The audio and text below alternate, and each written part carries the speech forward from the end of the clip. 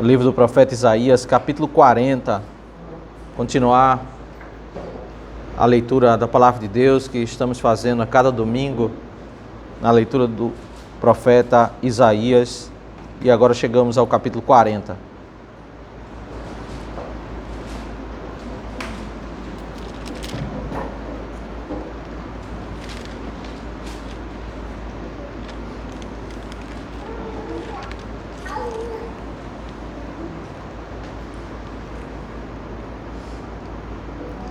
Consolem, consolem o meu povo, diz o Deus de vocês. Falem ao coração de Jerusalém e anunciem que o tempo da sua escravidão já acabou, que a sua iniquidade está perdoada e que ela já recebeu em dobro das mãos do Senhor por todos os seus pecados. Uma voz clama no deserto: preparem o caminho do Senhor. No ermo façam estrada reta para o nosso Deus. Todos os vales serão levantados, todos os montes e colinas serão rebaixados, o que é tortuoso será retificado e os lugares ásperos serão aplanados. A glória do Senhor se manifestará e toda a humanidade a verá, pois a boca do Senhor o disse. Uma voz diz: proclame. E alguém pergunta: que hei de proclamar? Toda a humanidade é erva e toda a sua glória como a flor do campo. A erva seca e as flores caem, soprando nelas o hálito do Senhor. Na verdade, o povo é erva. A erva seca e as flores caem, mas a palavra do nosso Deus permanece para sempre. Ó Sião, você que anuncia coisas boas novas, suba a um alto monte. Ó Jerusalém, você que anuncia boas novas, levante a sua voz fortemente. Levante-a, não tenha medo, diga às cidades de Judá: eis aí está o seu Deus. Eis que o Senhor Deus virá com poder e o seu braço dominará. Eis que o seu galardão está com ele e diante dele vem a sua recompensa. Como pastor, ele apacentará o seu rebanho. Entre os seus braços recolherá os cordeirinhos e os carregará no colo, as que amamentam, ele guiará mansamente. Quem na concha de sua mão mediu as águas e tomou a medida dos céus a palmos? Quem recolheu o pó da terra na terça parte de uma vasilha e pesou os montes e as colinas numa balança? Quem guiou o Espírito do Senhor? Ou como o seu conselheiro o ensinou? Com quem ele se aconselhou para que lhe desse compreensão? Quem lhe ensinou a vereda da justiça ou quem lhe ensinou sabedoria? E quem lhe mostrou o caminho de entendimento? Eis que as nações são consideradas por ele como um pingo que cai de um balde e como um grão de pó na balança. Eis que ele carrega as ilhas como se fossem pó fino. O Líbano não seria suficiente para o fogo e os animais de lá não bastariam para um holocausto. Diante dele todas as nações são como coisa que não é nada. Ele as considera menos do que nada, como um vácuo. Com quem vocês querem comparar Deus? Com que imagem vocês o podem confrontar? Quanto à imagem, esta é moldada pelo artífice. Depois o ourives a reveste de ouro e forja correntes de prata para ela. O pobre, que não pode fazer tal oferta, escolhe madeira que não apodrece e procura um artífice perito para fazer uma imagem esculpida que não oscile. Será que vocês não sabem? Será que não ouviram? Será que isso não lhes foi anunciado desde o princípio? Vocês não entendem isso desde a fundação do mundo? Vocês não atentaram para os fundamentos da terra? Ele é o que está assentado sobre a cúpula da terra, cujos moradores são como gafanhotos. É ele quem estende os céus como cortina. Ele os desenrola como tenda para neles habitar. É ele quem reduz a nada os príncipes e torna em nulidade os juízes da terra. Mal foram plantados e semeados, mal se arraigou na terra, o seu tronco já secam. Quando o sopro passa por eles e uma tempestade os leva como palha. Com quem vocês vão me comparar? A quem eu seria igual, diz o santo? Levante os olhos para o alto e vejam. Quem criou estas coisas? Aquele que faz sair o seu exército de estrelas. todas bem contadas, as quais chama pelo nome, por ser ele grande em força e forte em poder, nenhuma só vem a faltar. Porque então você diz, ó Jacó, e fala a Israel, o meu caminho está encoberto ao Senhor, o meu direito passa despercebido ao meu Deus. Será que você não sabe nem ouviu que o eterno Deus, o Senhor, o Criador dos confins da terra, nem se cansa, nem se fatiga? A sabedoria dele é insondável. Ele fortalece o cansado e multiplica as forças ao que não tem nenhum vigor. Os jovens se cansam e se fatigam, e os moços de exaustos caem, mas os que esperam no Senhor renovam as suas forças, sobem com asas como águias, correm e não se cansam, caminham e não se fatigam.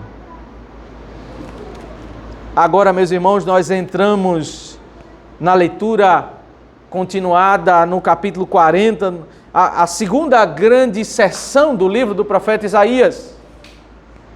Caminhamos por 39 capítulos que abordam vários temas, mas em predominância textos que tratam dos dias relacionados naquele contexto do profeta Isaías e os anos que se seguiriam. São palavras que, se você se recorda, palavras que falam muito sobre juízo, sobre a ira de Deus, porque Israel estava se apartando dos caminhos do Senhor. A grande maioria do reino do sul, o reino que havia sido preservado, até este reino havia se corrompido, de tal modo que Isaías diz lá no capítulo 8 que haviam sido poucos os seus discípulos que haviam o seguido, porque a grande maioria do povo do Senhor havia se apartado dos seus caminhos. As palavras são, desde o capítulo 1, que Deus não tinha prazer no culto deles, Deus não tinha prazer na vida deles, como eles eram hipócritas, como eles se apartavam do Senhor. E do capítulo 1 ao 39, ainda que se fala pontualmente sobre a primeira vinda e a segunda vinda, mas a grande predominância é palavra de juízo sobre um povo que está andando longe da comunhão com o Senhor. Mas tudo muda a partir do capítulo 40. A partir do capítulo 40, nós temos agora 27 capítulos até o final do livro, e alguns comentaristas fazem o destaque de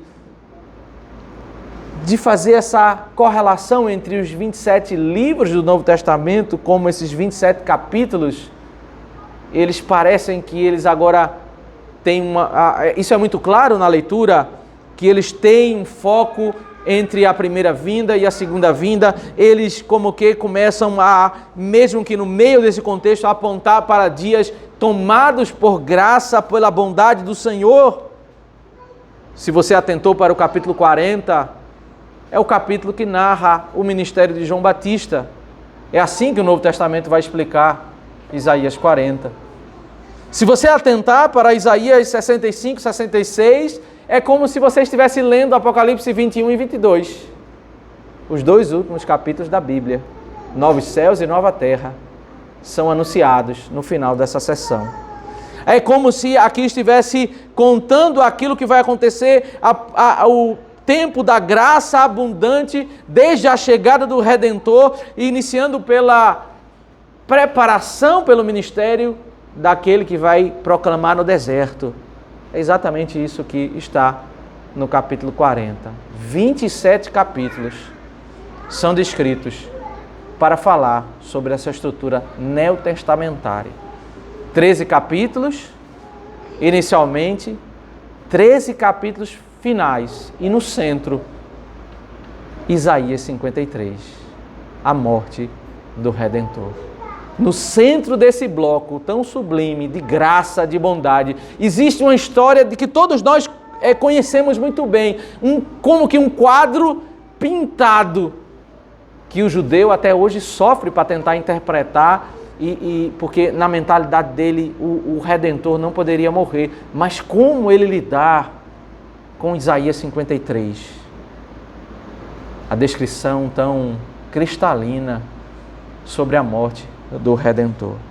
Isaías 40 o início dessa sessão que aponta para a graça, para a redenção. Isaías é um profeta considerado mais neotestamentário. Ele fala muito, ele é muito citado no Novo Testamento. Ele fala nesses capítulos, é como se você estivesse lendo as páginas dos eventos do Novo Testamento. Isso é muito interessante. Existe uma convocação de consolo, console o meu povo, para que se fale ao coração do povo. E aí logo em seguida diz que uma voz clama no deserto, e essa voz vai fazer com que os vales fossem aterrados, os caminhos fossem aplanados, porque a glória do Senhor se manifestaria. Se você conhece muito bem a pregação de João Batista, sabe que é uma das pregações mais duras. João Batista convocava as pessoas ao arrependimento, ele não bajulava pessoas, ele era aquela pessoa que na sua simplicidade, nas vestes, na sua comida, no seu local de habitação, ele anunciava e pregava o chamado ao arrependimento, e quando ele via o primeiro sinal de hipocrisia, ele dizia termos como que raça de víboras. Se você traz o conceito bíblico de Gênesis capítulo 3, daquela cena da queda, a víbora, a serpente, é uma alusão direta a Satanás.